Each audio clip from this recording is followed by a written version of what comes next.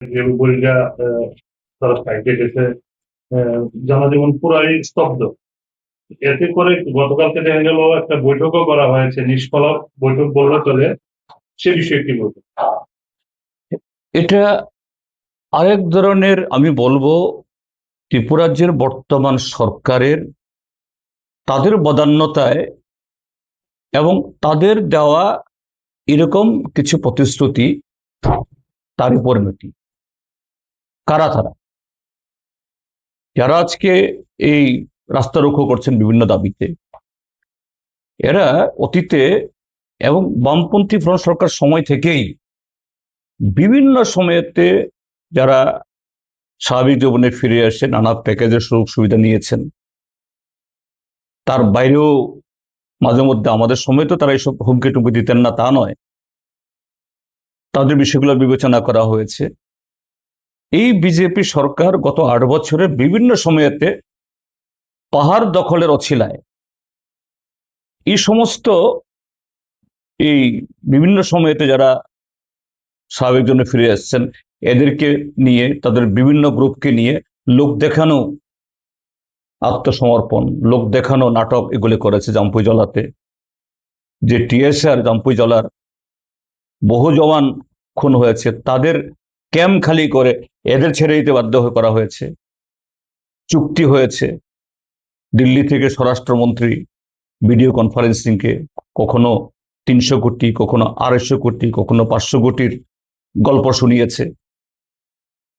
ঠিক আছে, গল্প শুনিয়েছে, তোমরা কিছু তোমাদের সুবিধা আদায় করেছে তাদেরকে দিয়ে, পাহাড়ে ঢোকার রাস্তা আপাত হলেও করেছে, কিন্তু একটা ক্ষেত্রেতেও ওই ত্রিপুরা মথার সাথে চুক্তি করার মতো 6 মাসের মধ্যে চুক্তি রূপায়ণ হবে, এরপরে পাত্তা নেই। ওই এর আগে আইপিএফটির সাথে এনসি দেববর্মা থাকার সময়তে সেখানে high level committee, high power committee করেছে, একটা মানুষ বের হয় না। এই এই যে কি বলে, সরকারের এই সুবিধাবাদী এই নীতির কারণেই কিছু লোক এগুলো করার সুযোগ পাচ্ছে। আমরা শুধু গতকাল কেন, গত পরশুদিন কেন, কদিন আগে 6 তারিখ না 5 তারিখ জানি বন্ধ করার কথা ছিল, মন্ত্রী বিকাশ দেববর্মার সাথে বসে আপনাদের ক্যামেরার সামনেতে বসে বলছে না আমাদের সমস্যার সমাধান হয়ে গেল। তো 6 দিন না যেতেই আজকে আবার 6 তারিখের জায়গায় 12 তারিখ হচ্ছে কেন? তো এটা এই বিজেপি সরকার এবং ডক্টর মানিক সাহা যার নেতৃত্বে সরকার চলছে, যে by the government, of the government and for the government, তাদের রাজনৈতিক স্বার্থ হাসিল করার জন্যই এই কিছু লোককে দিয়ে এসব করানো হচ্ছে। এই রাজ্যের এমনিতে অর্থনীতির বেহাল অবস্থা, রাস্তাঘাট খুব খারাপ, তার মধ্যে এটা হওয়ার পর আরো বেশি জনদুর্ভোগ বাড়বে। আমি সরকারকে বলবো এসব তালবাহানা না করে এদেরকে উঠানোর ব্যবস্থা করুন। অ্যান্ড ওয়ান্স ফর অল, তোমরা যদি কোনো তাদেরকে প্যাকেজ দিয়ে থাকো, এই প্যাকেজ দিয়ে এটা জনগণের উপরে তার ভার চাপানোর এই খেলা, এটা বন্ধ করুন।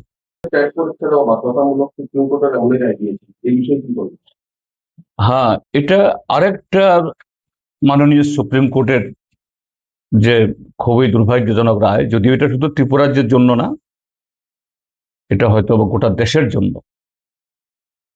কিন্তু সুপ্রিম কোর্ট রায় দিলেই এটা সবসময়ই যুক্তিগ্রাহ্য হবে, দেশ হিতে হবে, এটা এমন কথা নয়। সুপ্রিম কোর্টের তারাও মানুষ, তারা ভগবান নন, যদি ভগবান বলে কিছু থাকেন, আমরা মনে করি অনেকে।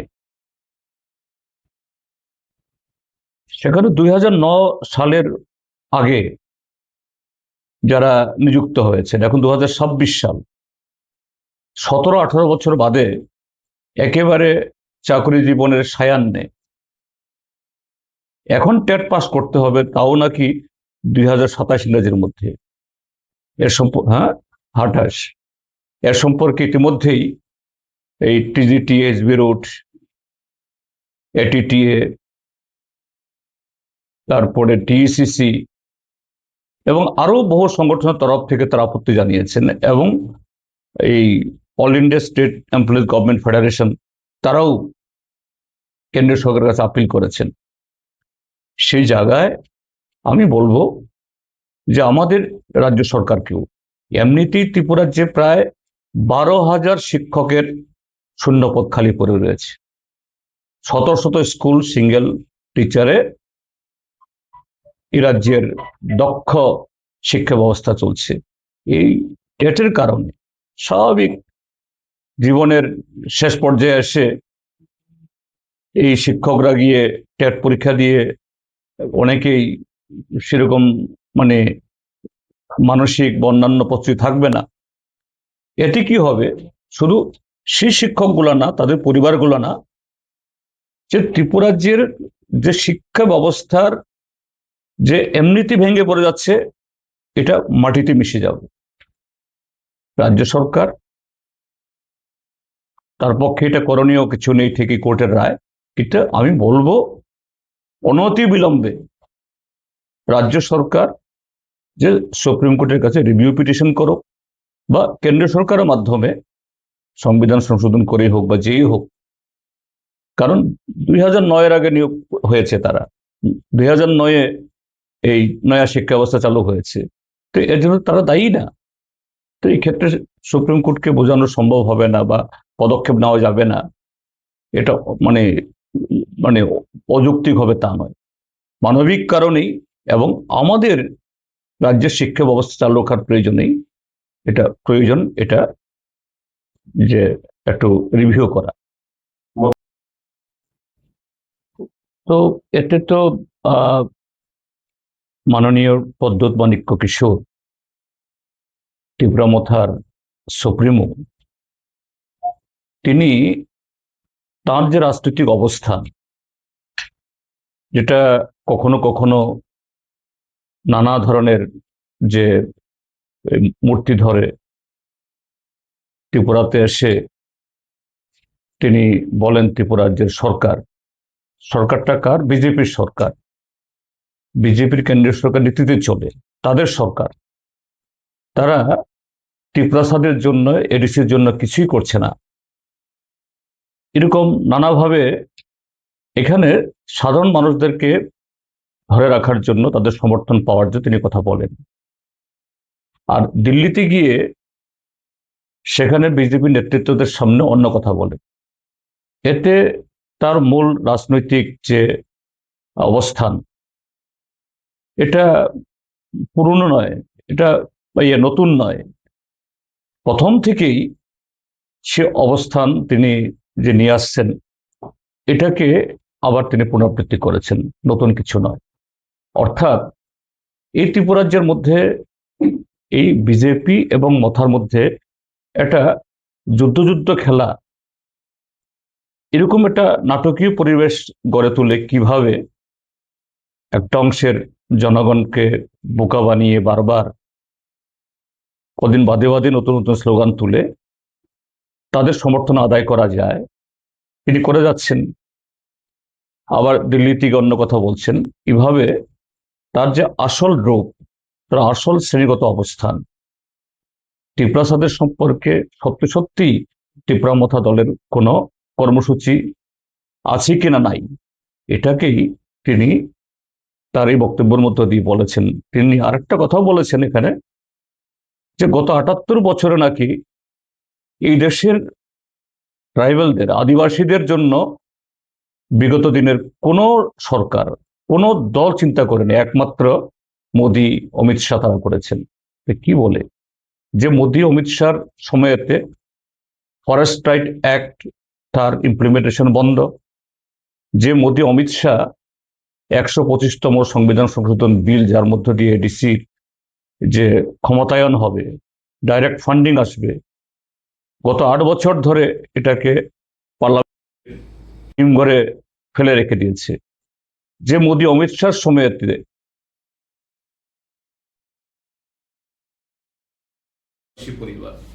এই আদানি আম্বানিদের কাছে সমস্ত বনজ সম্পদ নিতে গিয়ে উচ্ছেদ হচ্ছে, আর তিনি গিয়ে সার্টিফিকেট দিচ্ছেন, এটা তো অত্যন্ত দুর্ভাগ্যের। দ্বিতীয় যে মৃত্যু হলে, কিন্তু দেশের প্রধানমন্ত্রী এখন পর্যন্ত এই বিষয়ে কি বলবেন? এটা 140 কোটি মানুষের দুর্ভাগ্য।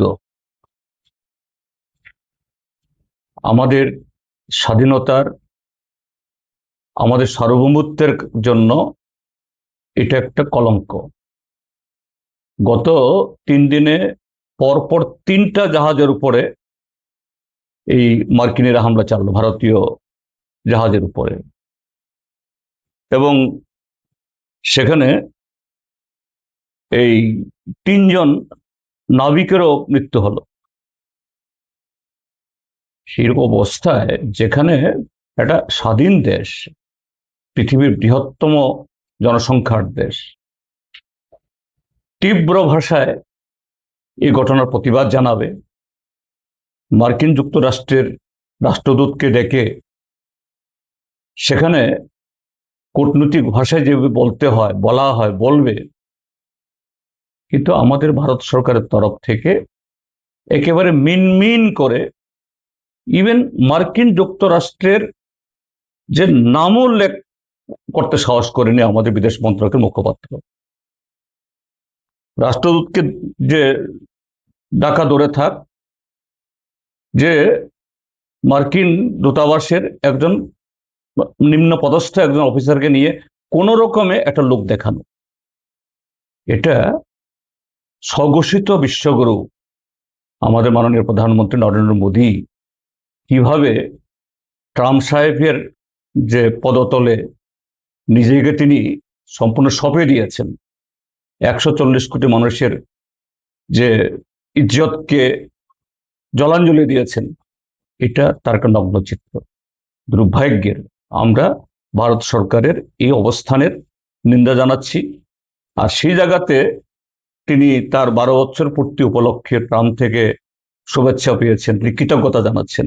আমার মনে হয়েছে এমন একটা সময়েতে, যখন আমার ভারতীয় জাহাজ আক্রান্ত হচ্ছে, ভারতীয় অর্থনীতি আক্রান্ত হচ্ছে, ভারতীয় নাবিক তার সমুদ্রের সহায়তার সলিলে ডুবে যাচ্ছে, সেই জায়গায় তার এই সখ্যতা, এটা তো একটা কি বলা হবে, ওই মৃত পরিবার যারা নাবিক, এদের প্রতি বিদ্রুপ করা, এটা অত্যন্ত দুর্ভাগ্যজনক। এটা হওয়া মোটেই উচিত নয়। আজকের জাতীয় বিভিন্ন মহল থেকে নানা তথ্য, কেউ কেউ এটাকে আর্থিকভাবে পুনরাবৃত্তি বলে আখ্যা দিচ্ছে, এই বিষয়ে কি বলবো? প্রথমত বলবো, এটা খুবই দুর্ভাগ্যজনক। নতুন মেডিকেল কলেজ, এই কলেজের ভিতরে এভাবে একটা যুবতী মহিলা, তার মৃত্যু হলো। দেখলাম গতকাল সরকার ম্যাজিস্ট্রেট পর্যায়ে তদন্ত এই নির্দেশ দিয়েছে, কিন্তু এটা তদন্ত ইত্যাদি না হওয়ার আগে, ম্যাজিস্ট্রেট পর্যায়ে তদন্ত হলেও পুলিশের তদন্ত হবে। একটা জলজন্ত মহিলা মারা গেল, এগুলি সেরকম তদন্ত না করে গতকালই বলে দিল এটা আত্মহত্যা। এবং আজকে পত্রিকা দেখেছি, কয়েকটা পত্রিকা লিখেছে, তাকে প্ররোচিত করার কারণে এই মহিলাকে আত্মহত্যার জন্য একজন এখানে গ্রেপ্তার করা হয়েছে। তো সবটা মিলিয়ে তো বোঝা যাচ্ছে যে এরকম একটা জঘন্য ঘটনা হওয়ার পর পুলিশের তরফ থেকে, সরকার তরফ থেকে যে ধরনের সিরিয়াসনেস থাকা দরকার নেই। ঠিক আছে, এটা আত্মহত্যা হতে পারে, অন্য কিছু হতে পারে, কিন্তু এত তাড়াতাড়ি পুলিশ কেন বলে দিচ্ছে এগুলো এতে? আর ম্যাজিস্ট্রেট তদন্ত এখানে কিসের ব্যাপারে? যদি কোনো মারামারি হয়, কিছু হয়, এই সমস্ত ক্ষেত্রে হয়, এটা তো ম্যাজিস্ট্রেট তদন্তের ব্যাপার নয়। এটা হওয়া উচিত ক্রিমিনাল ইনভেস্টিগেশন। এবং এই যে ইনস্টিটিউশন, এটা গড়ে ওঠার পেছনে বহু গল্প শোনা যাচ্ছে, আর এই গল্প শুকাতে না শুকাতেই এইভাবে একটা জলজান্ত মহিলার মৃত্যু হয়ে গেল। কাজেই এটা অত্যন্ত মারাত্মক। এখানে ঠিক আছে, ম্যাজিস্ট্রেট তদন্ত করার আদেশ দিয়েছে, হোক, কিন্তু ক্রিমিনাল ইনভেস্টিগেশন করে ওই শান্তিনিকেতন মেডিকেল কলেজেরও যারা আধিকারিক, এদেরকেও ডেকে নিয়ে এসে কিভাবে সেখানে জায়গা পেল, কিভাবে ঘটনাটা হলো, তাদের কোনো ভূমিকা আছে কিনা, আরো গভীরে গিয়ে দেখা দরকার। আমি বলেছি আজকে আমাদের ডুকলি পার্টি সকালে যাওয়ার জন্য তারা যাচ্ছে। এ সম্পর্কে নিশ্চয়ই আমাদের তরফ থেকে আমরা আরো যে কোথায় বলার জায়গা সেখানে আমরা বলবো, কিন্তু উম, ঘটনাটা এত সহজ নয়, এটা গুরুতর। রয়েছে কয়েকজন অবসরপ্রাপ্ত আমলা যাদের বিরুদ্ধে অসংখ্য গুরুতর অভিযোগ রয়েছে, যে তা সত্ত্বেও বছরের পর বছর ধরে তাদের পুনর্নিয়োগ করে রাখা হচ্ছে। এই সম্পর্কে আপনার অভিমত কি? তাদের সাথে একজন মামলার বিরুদ্ধে রাজ্য ও রাজ্যের বাইরে বহু কোটি টাকার অবৈধ সম্পত্তি ইত্যাদি পরস্পর সম্পত্তি এবং আইএস পদোন্নতি করা হয়েছে, এই সম্পর্কেও কিছু অভিযোগ হয়েছে। এই সম্পর্কে আপনি কি বলছেন? হ্যাঁ, এই ক্ষেত্রেতে দুটি দিক, যে অবসরপ্রাপ্ত আমলাদের পুনর্নিয়োগ তথা রিএমপ্লয়মেন্ট হয় না কথা বলছি না, অতীতেও হয়েছে, কিন্তু এটা ম্যাক্সিমাম 1.5 বছর 2 বছর, হয়তো কেউ কেউ আরো 6 মাস 7 মাস বেশি পেয়েছেন। এবং কোন পরিস্থিতিতে? তখন রাজ্যে দক্ষ সিনিয়র সেরকম অফিসার পাওয়া যাচ্ছিল না বলেই রাখতে হয়েছে। যখনই এরকম সিনিয়র এবং অভিজ্ঞ এরকম অফিসার পাওয়া গেছে, তাদের অব্যাহতি দেওয়া হয়েছে। কিন্তু দেখা যাচ্ছে এখন যে মুখ্যমন্ত্রীর সচিবালয়ে, মুখ্যমন্ত্রীর যে সচিবালয়ের সচিব, সেক্রেটারি, সিএম সেক্রেটারি, অর্থ দপ্তরের সচিব,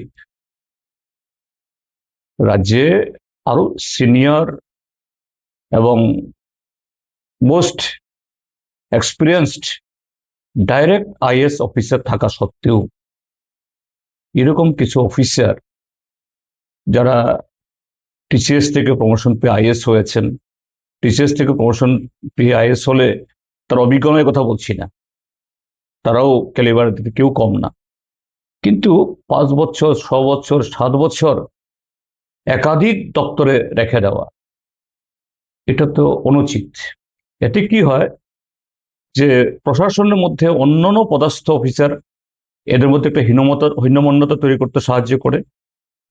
আরেক দিক থেকে সরকার সম্পর্কে, কেন গুরুত্বপূর্ণ জায়গায় গুরুত্বপূর্ণ দপ্তরে শুধুমাত্র এই লোকগুলো বছরের পর বছর থাকবেন, তার মধ্যে কোনো কায়েমি স্বার্থ লুক্কায়িত আছে কিনা, এটা অটোমেটিক্যালি সে প্রশ্ন জাগিয়ে দেয়। এবং এই সম্পর্কে কয়েকটি পত্রিকা, কয়েকটি চ্যানেল ধারাবাহিকভাবে তথ্য প্রমাণ সহ তারা লিখছেন, যেমন প্রতিবাদী কলাম পত্রিকা, PB24 চ্যানেল, দুরন্ত টিভি, সন্দন, আজকের ফরিয়াদ, এরাও এসব লিখেছেন জমি সংক্রান্ত এবং আরো নানা রকমের।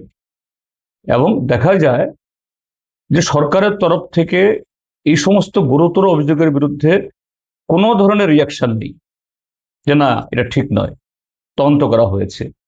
তো এই জায়গায় এইভাবে কিছু আমলাকে 5 বছর 6 বছর এবং তার বেশি রেখে দেওয়া, এটা স্বাভাবিকভাবেই কোথাও এতে কোনো স্বার্থ লুক্কায়িত আছে, এটা ঘটনা। সরকার এ সম্পর্কে ভাবা দরকার, নতুবা গোটা প্রশাসনের মধ্যে একটা ইন্টিগ্রেশন, এটা রক্ষা করা কঠিন হয়ে যায়। কারণ তারাও এরকম ভালো অবস্থানে, ভালো জায়গায় থাকতে চায়, কিন্তু এরকম 2-4 জন লোকের জন্য তাদেরকে কাছে রাখতে গিয়ে এই ঘটনাগুলো বন্ধ হয়ে যাচ্ছে। উন্নয়ন দপ্তরের ইঞ্জিনিয়ার সহ এবং অঙ্গনারী কর্মীরা আমাদের এখানে প্রায় 10,000-এর উপরে আছে, প্রায় 13,000 কর্মচারী গত কয়েক মাস ধরে নিয়মিত বেতন পাচ্ছেন না। সেই বিষয়ে কি বলবেন? হ্যাঁ, এই ক্ষেত্রেতে সবচেয়ে বেশি কি বলে উদ্বেগজনক হলো যে রেগা কর্মচারী প্রায় 3,000 ইঞ্জিনিয়ার আছেন, আইটি প্রফেশনাল আছেন, অন্যরা, যাদের হাত ধরে ত্রিপুরাজ্য রেগাতে সারা দেশে বহু বছর শ্রেষ্ঠত্ব অর্জন করেছে, সুনাম করেছে। এই রেগার এই ব্যবহার করার মধ্য দিয়ে ত্রিপুরা অর্থনীতি, গ্রামীণ অর্থনীতি চাঙ্গা হয়েছে।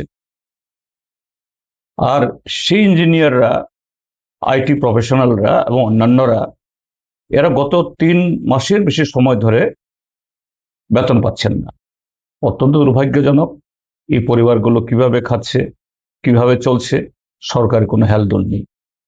তার সাথে আছে হলো, এরকম শোনা যাচ্ছে, অঙ্গনওয়াড়ি এবং আরো কিছু কন্ট্রাকচুয়াল কর্মচারী, তারাও পাচ্ছেন না। এবং শুধু তা না, যারা সামাজিক ভাতা পান, কোথাও কোথাও তাদের ক্ষেত্রেতেও 2 মাস, 3 মাস, 4 মাস ধরে এই ভাতা পাচ্ছেন না নিয়মিত।